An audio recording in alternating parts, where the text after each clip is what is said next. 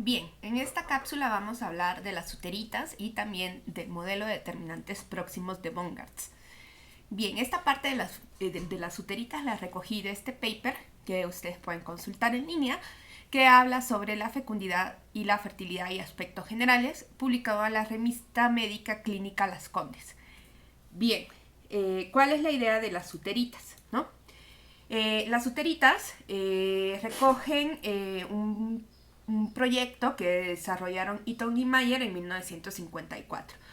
Ellos lo que andaban buscando era un modelo ideal reproductivo.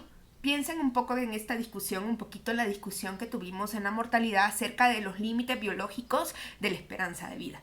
Entonces necesitábamos como tener una idea de cuál sería el límite biológico de la reproducción, ¿no? Las uteritas, pues, es una comunidad que no usa métodos anticonceptivos por convicciones religiosas. Entonces, de alguna manera, esto permite estudiar los límites biológicos. Y, por otro lado, ¿por qué se vuelve tan famoso el caso de las uteritas? Es porque tenían excelentes registros demográficos, aunque existen dudas acerca del cambio que pudieran haber experimentado esta población después de los años 60, ¿no?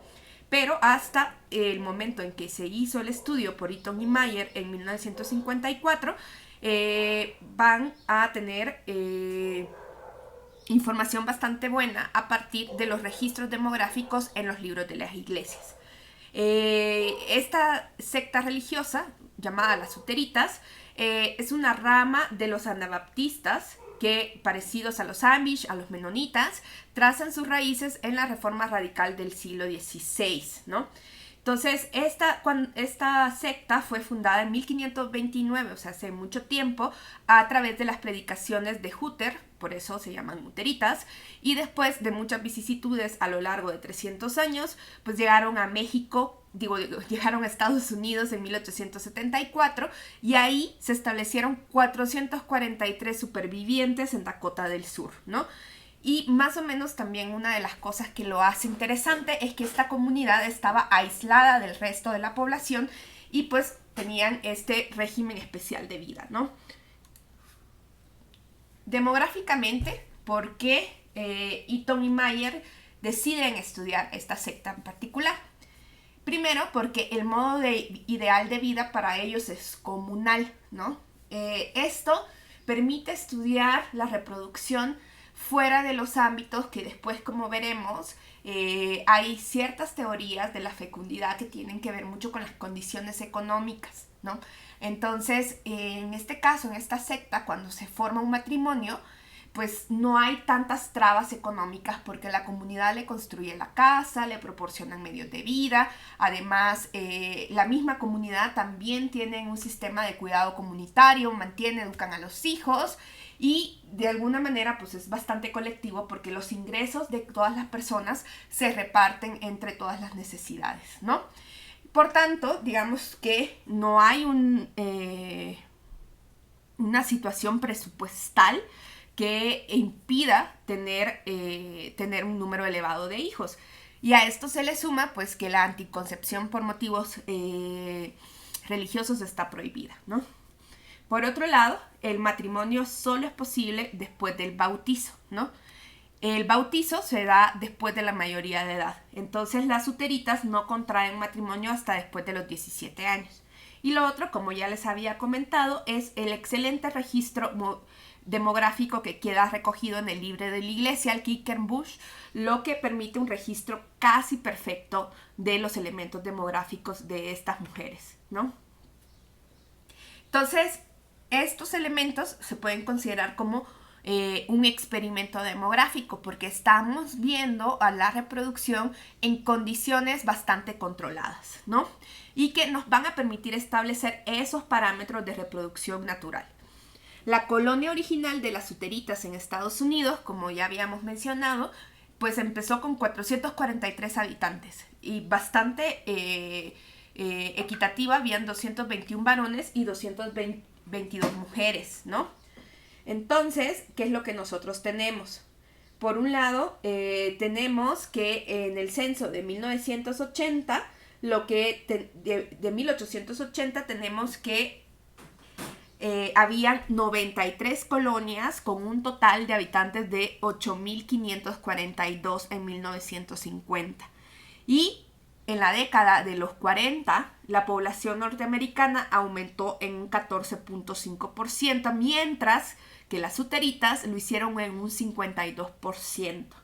Es decir, que se calcula que las uteritas se duplican, los uteritas en general como comunidad, se duplican cada 16 años por este proceso de reproducción natural.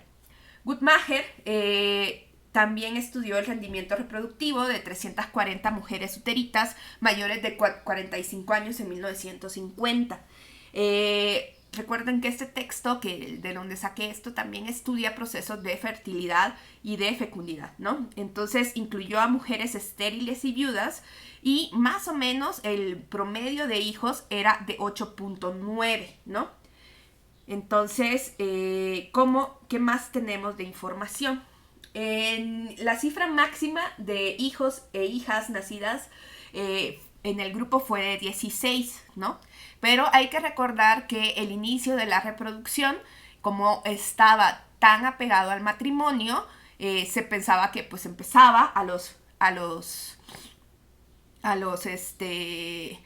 17 años, ¿no? Si empiezan antes de los 17 años, se calcula que podrían llegar a tener 2.5 hijos más, elevando la moda a 13, ¿no? O sea, es decir, que el dato que más se repetiría si hacemos este cálculo mental de suponer que empiezan antes sería de 13, ¿no? El 12% de los embarazos en estas situaciones, digamos, completamente aisladas, terminan en aborto espontáneo, ¿no? Entonces esto también es un dato importante porque el aborto espontáneo, los mortinatos no son casos tan raros, ¿no? En la vida de las mujeres y en la vida reproductiva. La conclusión es que en una población en condiciones aceptables de vida, como las que estaban estudiando, sin presiones externas y sin prácticas limitadoras, el número de embarazos típico podría llegar a ser de 4.5 por matrimonio. Este resultado que se hizo en las uteritas coincide con otros estudios demográficos similares en mujeres a principios del siglo, cuando la contracepción no se había extendido y está alejado de la cifra teórica sugerida anteriormente. Entonces, imagínense si pensamos cuál sería como lo máximo de la reproducción por matrimonio, sería 14.5, ¿no? En promedio, probablemente hay personas que llegan a tener más o personas que llegan a tener menos, pero en unas condiciones así, el número de embarazos típico, es decir, promedio, sería de 14.5, ¿no? Entonces, si nos imaginamos hoy que vivimos en una sociedad donde lo normal, digamos, o lo normativo que se nos ha dicho a través de las políticas de población es que la familia pequeña vive mejor y con 2 miembros, digamos, tenemos un hogar típico, 2 hijos, pues sí hay una diferencia bastante abismal, ¿no? Bien, ese es el caso de las uteritas, ¿no? Entonces, si ya tenemos como esta idea de qué es lo que pasaría sin controles, sin anticonceptivos, qué es lo que modifica para que llegamos a tener los comportamientos reproductivos que tenemos hoy en día. Bueno, el modelo que quiere explicar esto, el más famoso, es el modelo de Bongartz y Potter de 1983, ¿no? La fecundidad humana, nos dicen, se rige por una serie de factores biológicos y de comportamientos inmediatos que están influenciados por factores socioeconómicos y culturales distales. Para comprender la causa de las variaciones y los cambios en los niveles de fecundidad entre las poblaciones y con el tiempo, es necesario comprender los mecanismos a través de los cuales diversos factores influyen en la fecundidad. Es decir, la fecundidad va a tener diferentes elementos que van a estar interactuando, ¿no?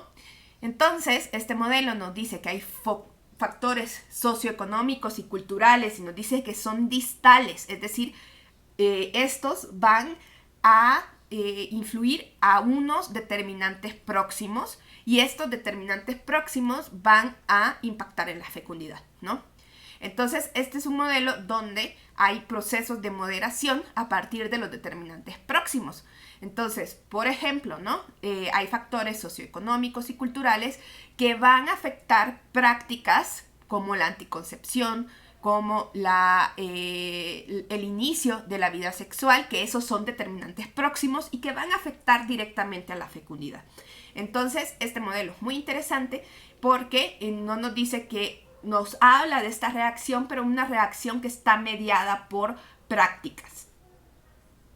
Entonces, los determinantes próximos de la fecundidad, ¿cuáles van a ser? No, son factores biológicos y de comportamiento, como yo les comentaba, las prácticas, a través de los cuales las variables sociales, económicas y culturales y ambientales influyen en la fecundidad y tienen efectos directos sobre ella. El uso de anticonceptivos y la actividad sexual obviamente son unos determinantes súper próximos de la fecundidad, ¿no? Si yo uso anticonceptivos, pues no voy a tener hijos, y si yo no tengo actividad sexual, pues tampoco, ¿no? Entonces estos son los factores, digamos, los determinantes próximos como muy obvios, pero también existen otros de los cuales ya vamos a ir hablando. Hay otros factores que influyen en la fecundidad, ya que en muchos contextos, tanto históricos como modernos, también afectan los niveles incluso de la fertilidad. Entonces vamos a ir hablando que hay elementos que van a modificar la fecundidad, pero también la fertilidad, como la anticoncepción, como por ejemplo el amamantamiento de las mujeres durante el posparto. Eso también afecta a la fertilidad. Y por otro lado, vamos a ver cuáles son los determinantes próximos o factores socioeconómicos, culturales o ambientales distantes, ¿no? Entonces, ¿no? El estudio de la fecundidad, ahí existen factores que han sido estudiados que explican el nivel y las diferencias de la fecundidad entre las poblaciones. Estamos muy lejos de las uteritas, donde no habían controles algunos, ¿no? Hay determinantes contextuales o indirectos, ¿no? Pensemos en estos determinantes que no son próximos, por ejemplo, la mortalidad infantil, la urbanización, el nivel educativo, son elementos que van a influir en los determinantes próximos o intermedios. Por ejemplo, los patrones de nupcialidad, el uso de anticonceptivos, la vida sexual, a través de los cuales cualquier factor social influye en el nivel de la fecundidad. Desde más o menos vamos a tener algunos determinantes no convencionales,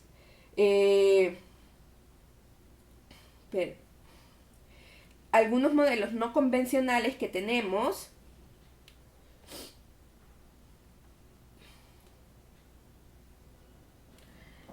como la globalización, ¿no? El empoderamiento de las mujeres, que estos son factores indirectos, pero que van a hacer un papel muy importante en términos de estas prácticas y comportamientos reproductivos que van a afectar directamente a la fecundidad, ¿no? Entonces, como les comentaba, entonces hay determinantes próximos que van a ser factores biológicos y de conducta a través de los cuales variables económicas, culturales y ambientales van a afectar la fecundidad. Su característica principal es que actúan directamente sobre la fecundidad. No va a haber duda que estos elementos afectan directamente a la fecundidad. Acá tengo otro texto que habla de los determinantes próximos para América Latina. En este grupo de variables, ¿no? Digamos, si bien se le conoce muchísimo más a Bongartz por esta propuesta, pero una versión anterior la hizo Davis y Blake en 1956. Luego Bongartz en 1978 y 1982 también dice, bueno, hay como 4 determinantes próximos que van a ser los principales, ¿no?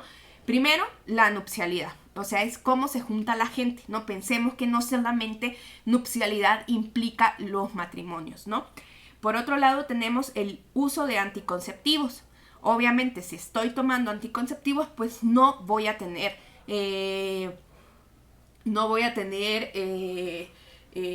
pues fecundidad, ¿no?